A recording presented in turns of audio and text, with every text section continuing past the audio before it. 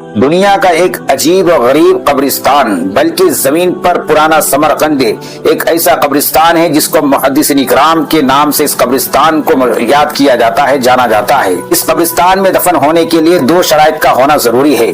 Number ایک، مرحوم وقت کا معنی ہوا محدث اور مفسر ہو۔ نمبر دو، مرحوم وقت کا محدث کا نام محمد ہو۔